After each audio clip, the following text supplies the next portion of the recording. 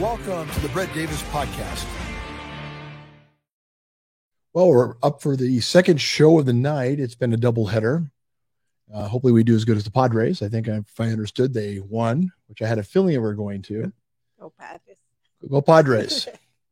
I'm very honored to have Ron Morrison, city councilman, who's also the former mayor of National City since the city was incorporated. Something like that. Yeah, 1887. And you look exactly the same. Yeah, I pickled. I'm glad you're here because we have a lot of great things going on in National City, and you're running for office again. But that's another time, other show. Absolutely. We can get deeper into some things. And Dr. Azar, who I met not too long ago at a birthday party. Yes. In a nice dinner, and you were talking about kids and some things that you wanted to do with dental. Yes. But before we start, I have to thank Attorney King for his sponsorship for what he does and his partnership in my show. Also like to thank Cody Martinez with Sequan Casino and Resort, Rena Teal with IB Fitness in National City, and last but not least, Bonafacetta, The Garage. They have 4 Italian restaurants in San Diego, really good wines, really good pastas. If you get a chance, Bonafacetta. Have you been there before? No, Oh, never. you got to go. We've got to have a little get together. We'll go to Bonafacetta and have some Italian food and drinks. Let's celebrate. Wine. October. Are we doing that tonight? Not tonight. Oh, Because I want him to know, I want Marco to know we're coming, so that way he'll roll the carpet out Okay. and bring us all kinds Right, of things to test, and you'll love it. So we're here to talk about something very important that's going on in National City, and very humanitarian. And why don't we take it from what you're going to do?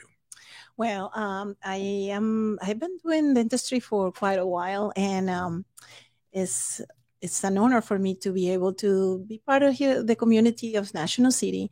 And I know that there's a lot of people in need, that they don't have insurance, they cannot afford dentistry, and in this situation, I just say, well, it's my part to help other people, and I like that. I like to feel like we can give as we receive blessings. We also can give to the community as well. So I am planning to see at least every other month or once a month, if it's possible, a group of patients they cannot afford dentistry, and it's going to be completely free. And I'm going to take all my team of dentists and dental assistants, hygienists, to work with me. And this wonderful idea that came up because I think and believe that we had to give what we're receiving somehow. So I am receiving some people from, I believe they're homeless, and they don't have a home. They don't have dental care. Living out of their car? Yes. And they are going to come this 29th of October, and we are going to be receiving them at the office. They're already pre-selected and very well studied. So we are sending all the paperwork and everything. So we want to be doing the best that we can that day to help with all their needs. So you're familiar with everything that's going on in National City. You've always been hands-on. That's one thing that I've always admired about you. You know what's going on all the time, and you know where everybody's at to help. So how did the situation occur to where you found out about this? Well, we run into each other quite often. And so does she work on your teeth? I need someone to work on my brain, not my teeth. But that's for the next show. That's for the next show. We'll have what do they call the brain doctor? That's the neurologist. The neurologist in the next show. Neurologist. And a psychologist too. Yeah. A psychiatric care. Yeah, we'll have both of that. We'll talk a little bit about you. We will entitle that one brain teaser. But anyway, there's an organization in town that's called Adrian's Way, and it's put together by an individual named Shay and mom, who is Sherry Gogi. And what they do is they reach out to homeless students at Sweetwater High School. And so these are high school students that are basically living in their cars. And where's their families? That's in the front seat. They're in the back seat. Okay. I guess. Yeah. So the families are living out of a car. Yep. Exactly. And because of the current times, the way things are going on, that's, from what I understand, has gone up tremendously. Absolutely. Yes, it's growing tremendously. We see it in the National City more and more. And we need to do something. If we as a society start to help each other, this is going to decrease in somehow. I mean, we have to help them. But I mean, I'm not going to talk for other people. I will do it on my own. And that's why I reach Josie and Ron and I say, you know, can you guys help me to find the right people that really are in need of this? And because I want to help. And they say, of course. And Josie was, you know, very, very enthusiastic about this. And she put everything together. She usually does really fast. Yeah, she gets things done. She's also very involved with what's going on. And how much does growing up in your past, did you have dental when you were younger? Did you have accessibility to that? Tell us a little bit about that. Well, I come from Venezuela. Okay, I'm a foreigner, and I know what it is to be in a. I came at that time. My country was in a very good situation. It was no socialist like it is right now. And I don't want to get into political, but I can see that this country is becoming more and more into that situation. But so you are planning on running for office? Maybe. No. She can't take that much of a pay cut. Just remember, the voters, you can't give them what's it called when you numb the Novocaine? You can't give them Novocaine. Well, they're going to vote with their hands. Oh. Believe me. The voters are numb enough with dealing with the politicians. I know. Well, and then they have. I was coming from a middle class, and in that matter, we just had medical and dental. It was covered by. It was like a medical kind of. Was it a decent? It was decent. They opened more than what they needed for me, I believe. But anyway. The remove the guy I've always been a sweet tooth. You saw me in that jar. Those aren't mine. I don't know where those Halloween candies came from. They're not mine. I come into the office. There's cake. There's candy. And Sarah's taking over. There's people coming in and out. They think this is like a party. Cigars on the desk. Whiskey over there. I mean, what's going on? I don't know. This is a party. It's supposed to be a professional place. This is a party place. Isn't that part of being a professional place? Well, lots of sugar. We do therapy in different ways. Which profession? Okay, I know. So. What was it about that situation? Because you heard about apparently what's going on in National. It's still going on actually all over San Diego, but in National City, how did Josie probably brought it up to you somewhere along the way? You probably were in a discussion. Well, I've been in the community for more than 20 years. Really? I was only 10. So you moved there when you were 4. Yes. You're 24 now. You're a dentist. Not a dentist. You're more than a dentist. You're a artist. Yeah. Talking about the dentistry is like a little bit of everything. It's like being an architect, being an artist, being a psychologist, being a physician. And you didn't say bartender. Sometimes, yes, you have to make some drinks. Let me tell you, I have friends that give wine to my patients. So they really to know my patients, their patients. So where are your dentist friends at? I'd like to have that experience. So there are some few that you give them some ounces, like no more than 8, and they relax. Well, this is turning out to be a better interview than I even imagined. So something caught your eye on this because it is a huge problem. It is a huge problem. You see it everywhere. When you walk around, you see more and more people in need. So was that what it was that caught you, or was it your experience growing up? You said you had somewhat middle class. Yeah, I came from the middle class, and then I came to the United States 20 years ago. 20-something years ago. Let's not get into details and about my age and so forth. So I went to school here. Things were a lot different than what they are now, 20 years ago. And I'm an American now, and I love this country. And because you know how to compare what you came from and what's the opportunities that are here.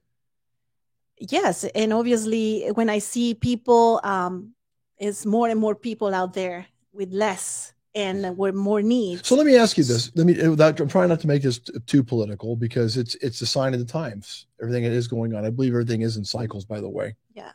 I always have. I think no matter what happens, there's just cycles of things that are going to happen, no matter who's in office or what's going to happen. It's just, and you know more about it than I do. I mean, that's your thing, that's your gig.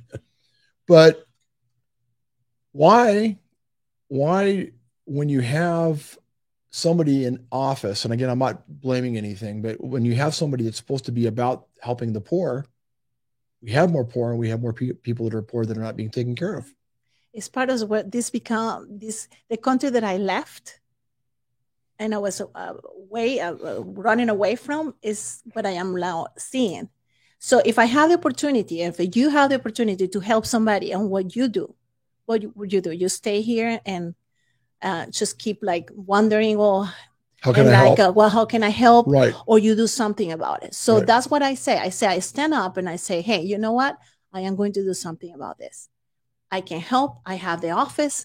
I have the people that can work with. I'm going to ask is completely, I'm humanitarian. I'm not paying anyone, but I am giving my materials, my instruments, my time just to give to those people in need. And why not? If we put everybody put a little bit of help out there without thinking about the political, thinking about the people, because this is always going to be a problem. Or what's in it for me? Yeah. And it's just, if we give of what we receive, well, we're going to have a better, a better life for those kids. Well, what you have right now. You both know this very well. Teenagers. And this is a big part of in politics as well. And of course, in business and in life, and a smile makes all the difference in the world. Yes. I mean, if you're not smiling and you don't look very happy, that's probably not somebody you're going to want to be around or surround yourself with. Right. Yeah. So, I mean, confidence comes from a good smile and having good dental care. So there's really a lot more involved with it than just cosmetic. Yeah. And, somebody that has a toothache, I don't know if you ever had a toothache in your life, but I did, but I got a divorce. Okay, you took it out.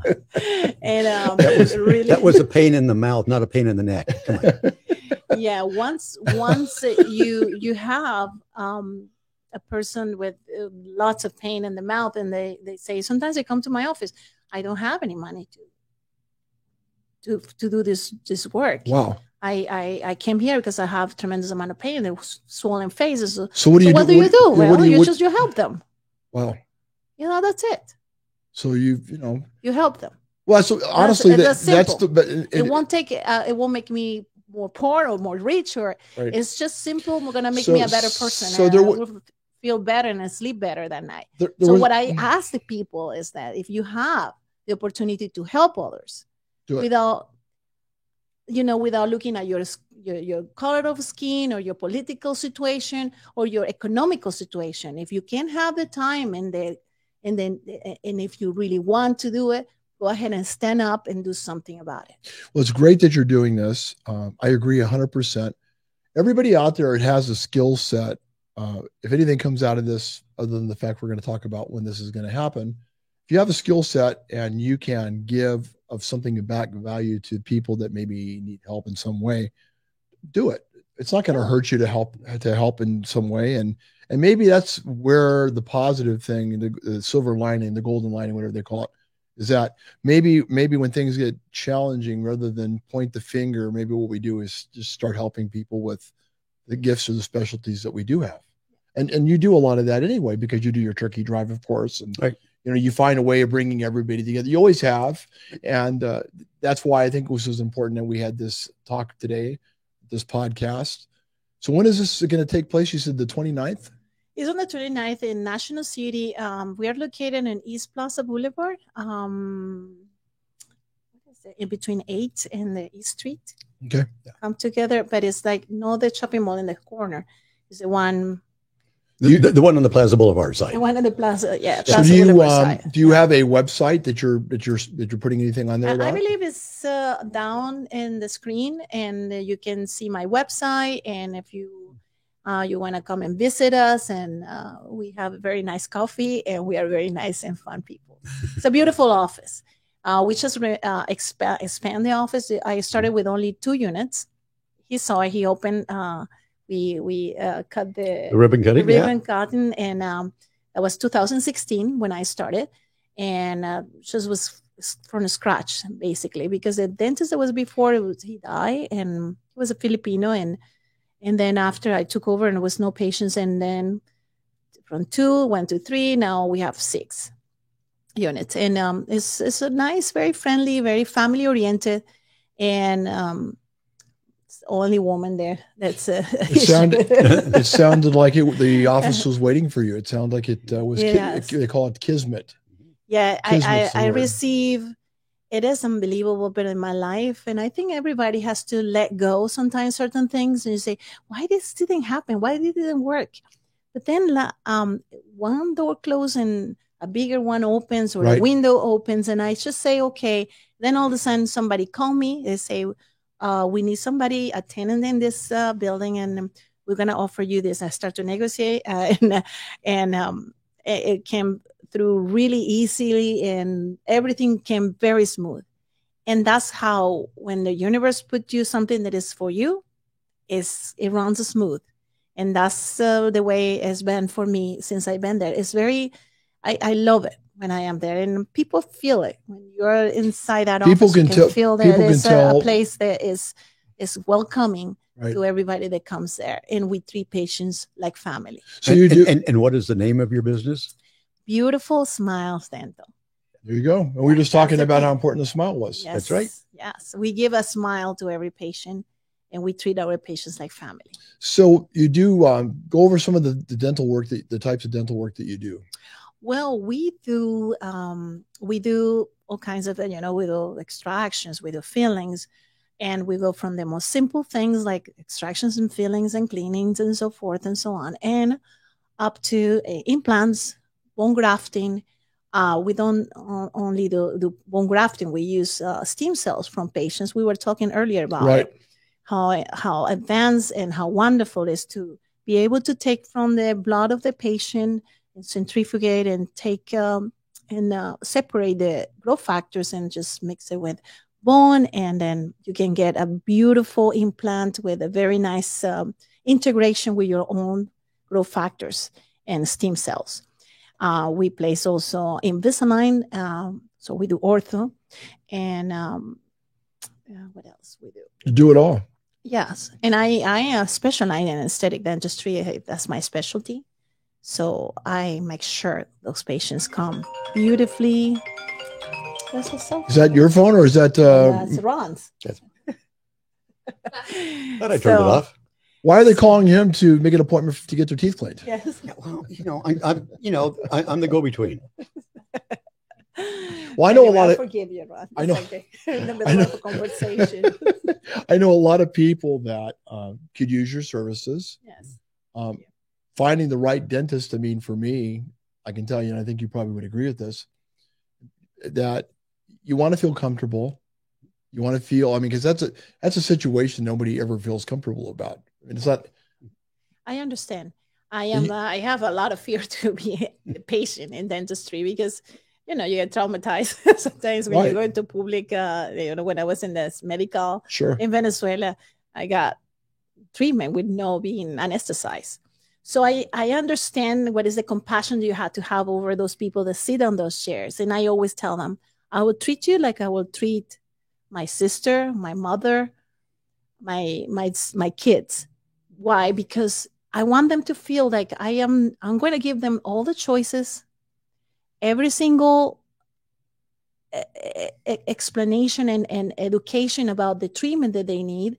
I have intraoral cameras. I take tons of pictures so they understand why they need some treatment and what are the different treatments that they can have, the alternatives, so they can decide according with their financial situation what is the best for them.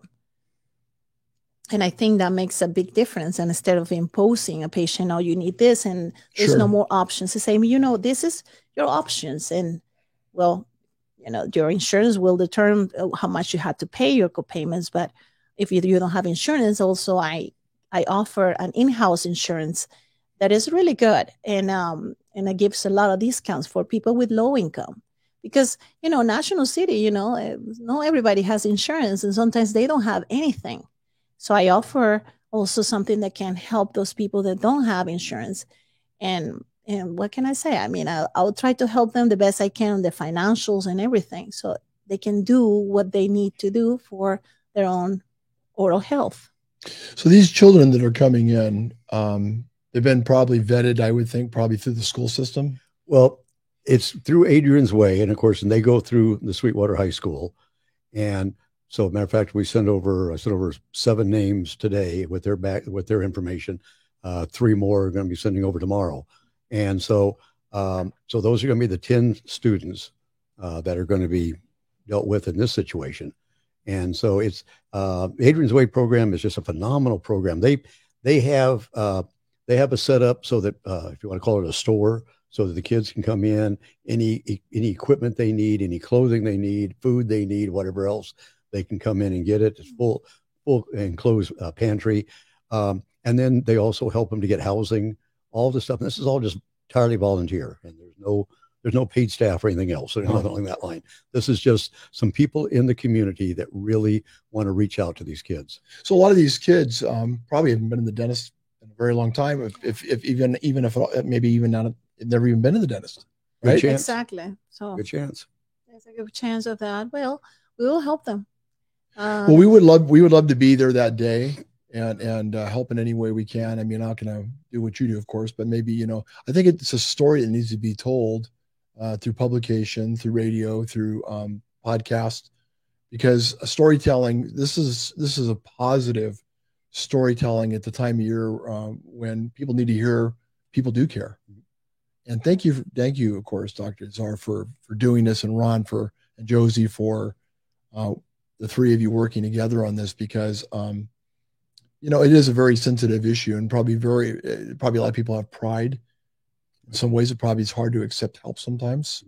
Yeah, but especially with young kids, right? You have to give them a good start. Imagine just to go to school with a toothache, or they don't want to smile, and their confidence level is low because they have a tooth that is broken or so forth. So if we can help and do a little bit of help to every single person out there, their life will be completely different. And I know it's a big dream, but it's just every single person should be able to say, I will do something for somebody else. And I really appreciate your help, Ron. Absolutely. And also for Josie, because that makes my life a lot easier to find the right people with the right needs. Sure. I don't want to take that out of my own patient because it's not something that different. I'm doing something for people in a different situation. I would say.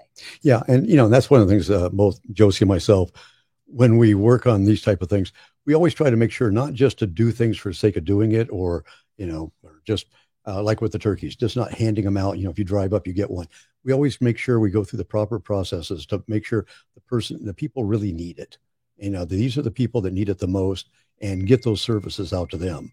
And so it's not just sort of have a program for a program's sake, but much more to make sure we're meeting some real needs. And this is something you normally don't think of this. I mean, you think of food, you think of clothing, but you don't think of dentistry. Nope. You don't even think about that. And so, yeah, it's awesome that she stepped up. It really has. And it's expensive, and it's many people say, well, going to the dentist, wow, this is going to be a lot of money. But there's people out there that can help, and I am here, and I will be helping. And well, thank you again for providing the patient data for me to help. And I will be there, and I will do my best, and my team as well. Thank you both for being here. I appreciate what you're doing. Ron, you're always on top of things. Thank you for all the things you do for National City, and just for inspiring other people that don't live in National City to be better involved with their communities. You've always been a beacon for that, and you are an amazing individual, and I appreciate your friendship and the work and the life that you've given back to National City for years, like 25 years, 30 years. This is my 30th year on the council. Oh, wow. Yeah. So thank you for putting up with me. Well, I can't understand, as I saw a picture of him earlier, and he was 50, and now he looks younger. I don't know what he's doing. Dr. Azar, thank you so much. Thank you. And I look forward to coming down and getting my teeth cleaned. Okay. Drinking some wine or something before you do it. So, Okay. Let's take care of that. take care of yourself. Thanks. Take care. Everybody have a great night. Remember, be nice to each other. And to all my sponsors again, Attorney King, Saquon Casino Resort Spa, IB Fitness, and last but not least, Bona Fichetta. And we keep teasing you with this Italian food and wine. We will go there one of these times, I promise. Yes. Everybody take care. God bless. And Bruce, take care of yourself. Yippee-ki-yay.